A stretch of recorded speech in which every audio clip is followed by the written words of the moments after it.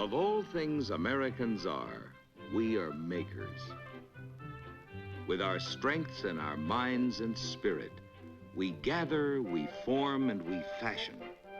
Makers and shapers and put-it-togetherers. We start young, finding out early in life what it's like to feel something grow and take shape beneath our hands. We start young and we stay young, modeling with careful pride the things we expect to endure for ourselves and for others. We build for use, and we build in fun, joining eyes and hands and brains into knowing teams that bring great dreams to life. We build for the day, and we build for the morrow, for our children, for their children, and for the future of America. Look to the land and look to the sea.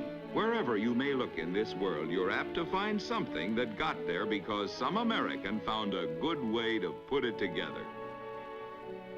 A longer, higher bridge across a wider span of water. A slender missile driven into space, reaching across the oceans and reaching for other worlds. As makers of today and shapers for tomorrow, we Americans seem to share an inborn understanding of how to go about making the things we want. Whether we're reaching for the moon, hobbying in the home, doing our part on a convenience to be enjoyed, or preparing a tasty tidbit, we're all of us makers. All of our different ways of making to the differing tastes of others are not all so very different after all. We make by moving materials, getting what we need in the right place to work with it.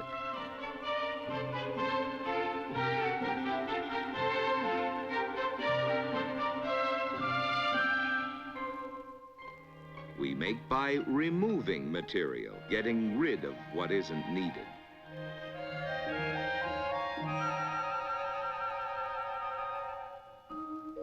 We make by shaping, just so. We make by adding material to material. We make by combining. And then by applying our finishing touches.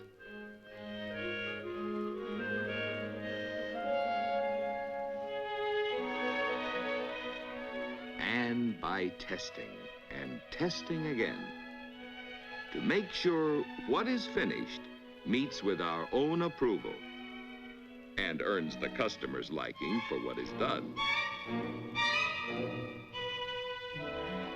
With our craftsmanship and our conscientious control, we build for utility and for eye appeal and for satisfaction at every step of the way.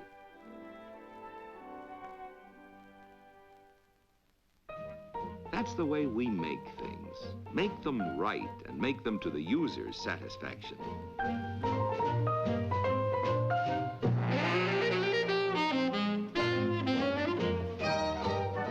With youthful enthusiasm, we make things with pride. And into whatever we make, we try to model a satisfying usefulness and some measure of beauty. Oncoming, attractive, useful products, well made. More and more products acceptable to the more and more exacting demands of more and more Americans. All in our own personal choices of colors, models, sizes, styles, price ranges, and types. Better made, more dependable, more nearly trouble-free than products made in any such quantities anywhere else in the world. All a part of the beauty produced so bountifully for you and for me by our American makers.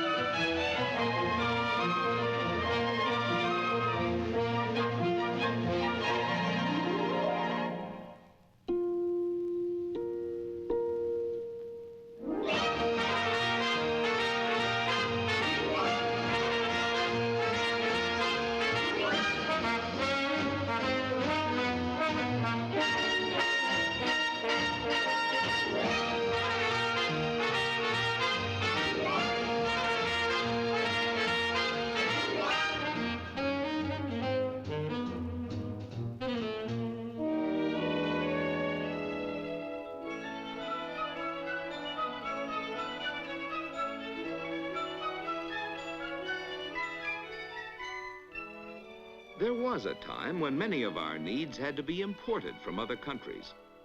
But now, American needs can be filled by Americans. American desires met by Products American. Made the American way and by Makers American.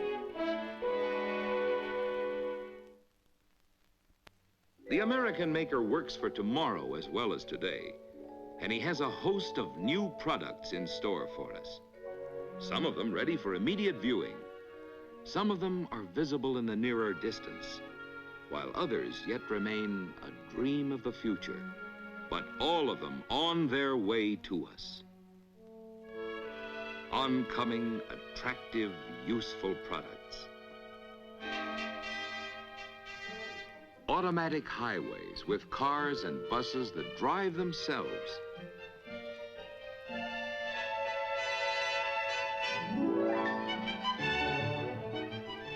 Compact new cars.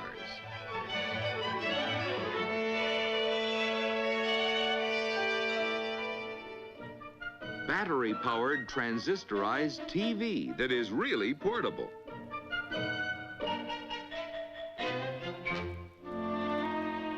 Panel TV to hang on the wall like a picture. All these and more and more.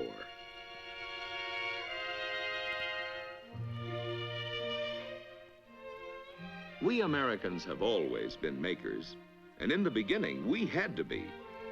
When America was young, we learned how to make the things we needed because there was no other way to get them. We worked with our hands, and our hands served us well.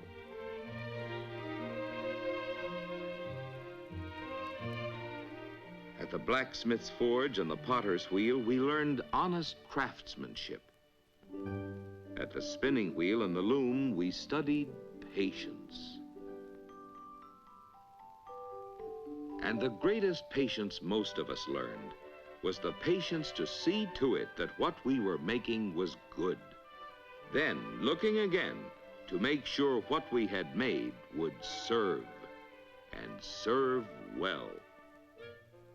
In early America, men with the skills to do the things that needed doing were few in number.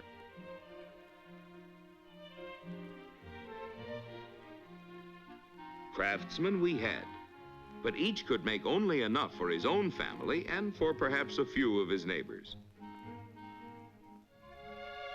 We had little, but we knew much of want, of shortages, of make do or do without, of even the necessities. There wasn't enough to go around.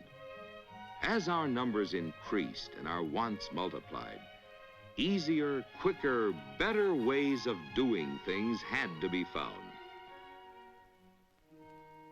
Young we were, youngest in the family of nations, when a Yankee craftsman named Eli Whitney showed us how to do something about it, something that never in all the world had been done before. Already a famous man as inventor of the labor-saving cotton gin, Eli Whitney had been given a contract by Congress to produce 10,000 muskets. Now his time was almost up. Mr. Whitney, we gave you a contract for 10,000 finished pieces. What do you mean by bringing us all these bits and parts? Gentlemen, I am offering you something far more valuable than muskets. I am offering my country a new method of producing on a mass scale. You see, it takes years to train a workman to produce a completed article from start to finish. But it takes only a few days to train him to do a single part of the job. The solution, gentlemen, is to divide the labor. Divide and specialize. One man to make one part, one to make another. Each to do what each can do best. Ridiculous. Impossible. Parts made by different people will never fit together. They will, sir. They will.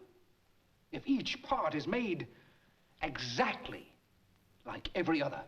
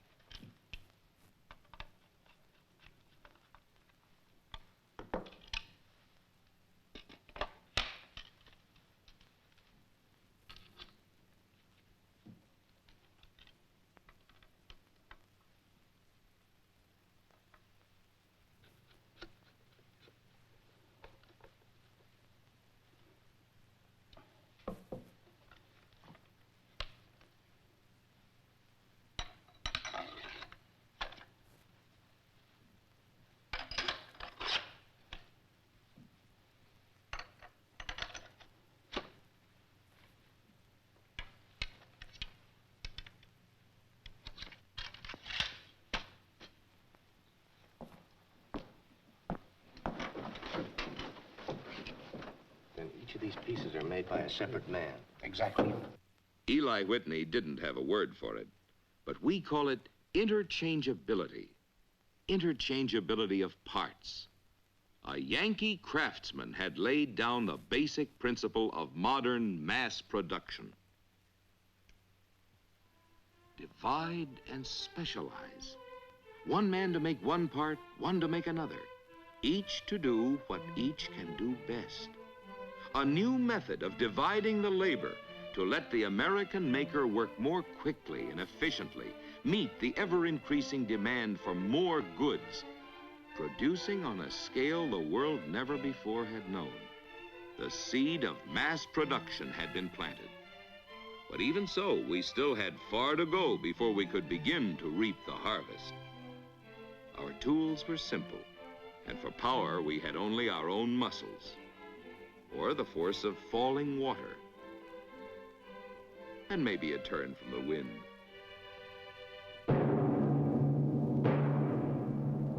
And then, the next great forward stride for the American maker came with the coming of a new source of mighty power. Unlimited new power to multiply thousands of times the productive energy of every man and create a revolution in the tools to be used. Tools to extend the power and fineness of his hands. High-speed tools to turn, to bore, to drill, to mill. Tools to plane, to shape, to slot, to grind, to forge, to form with an accuracy and a precision impossible to the finest of handcraft. Tools that hold the work you're working on. Tools that hold the tool you're working with. With all the wonderful tools that have been invented to help the American maker get more from his day's work and more for it, every bigger, better, and faster tool has given new abilities to the man who uses it, advancing from simple hand tools to great electric-driven complex machines. As more and more of us join American teams, there are more and more others of us who are investing hard-earned savings to help buy the newer and better and bigger tools we now need. To supply the conveniences for modern living, the products we create and build grow ever more complex. Today's automobile, for example, may call for as many as 14,000 parts.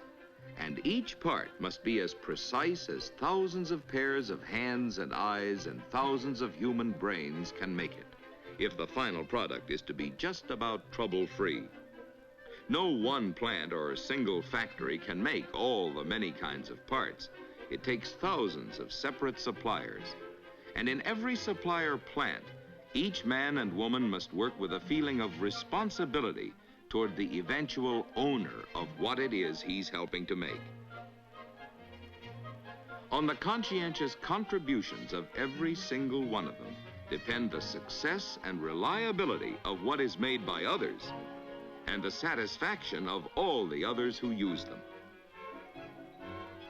The fundamental freedom of America is our freedom of choice. All of us want our choices in whatever we buy. Our personal choices of color, of model, of trim, of engine, transmission, or steering, as well as of radios, of heaters, air conditioning, accessories, and a host of other special options for convenience, safety, comfort, and appearance. On a single four-door sedan, there are 7 million possible combinations that may be asked for by any one owner. The makers could be called upon to build for years without ever turning out exactly the same car twice. The owner's choice for this chassis, among many other options, is for a red body. The first show of color is in the wheels, while the body of the right shade must be on its way already from the body plant a quarter of a mile off.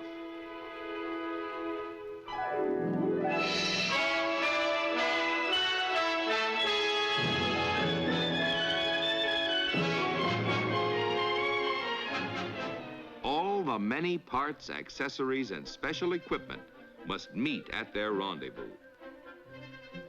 The call is for individual choices, for custom service on a mass production basis. And the response must be a fine accomplishment of meeting individual needs and personal tastes in terms of millions of individuals. Modern assembly is timing and teamwork as well as organization.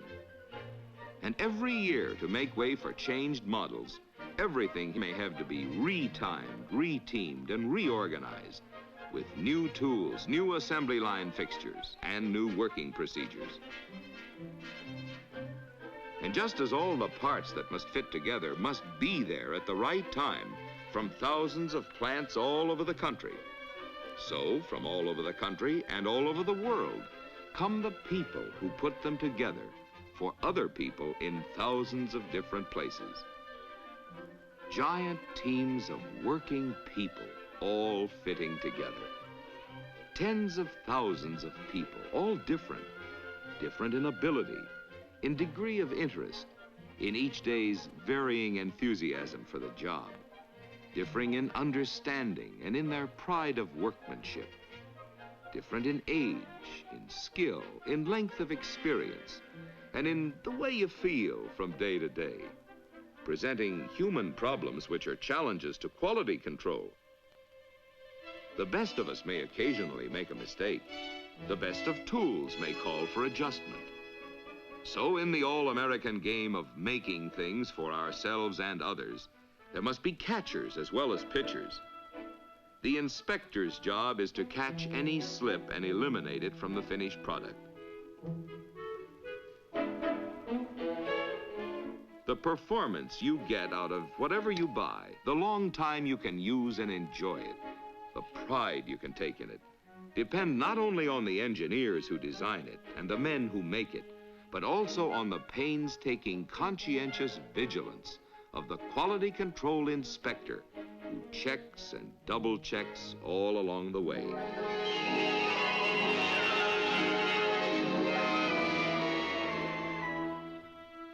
So the way we Americans do it, quality in the things we buy is designed in, built in, and inspected in from start to finish.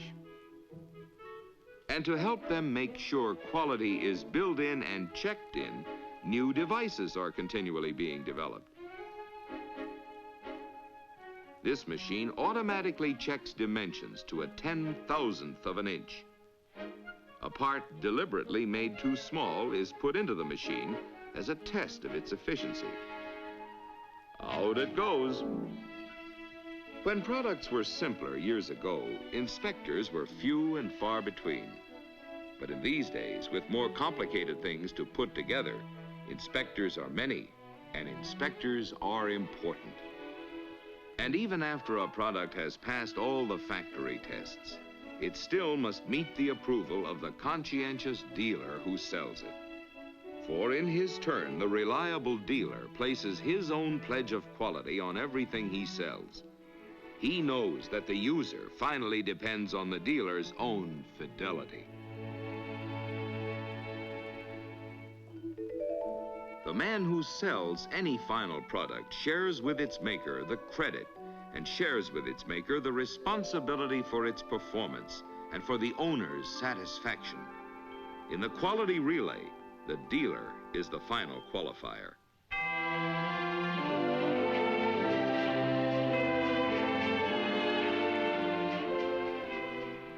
No other people anywhere have achieved more for themselves and for the rest of us than the thousands upon thousands of hard-working American men and women.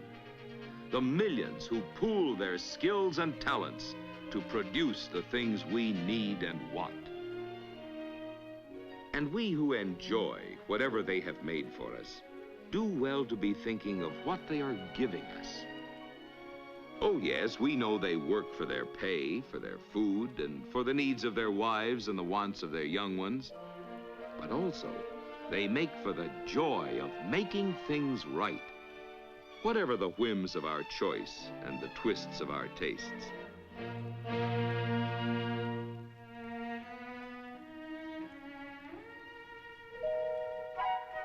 So, as we ease into our necessities,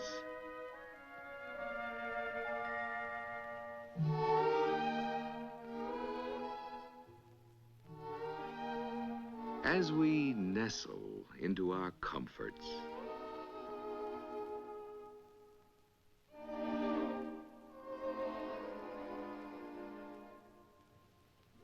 as we relish our conveniences, it is well for us to remember that all these have come from the roots of the maker's mind, or the fruits of the maker's labors.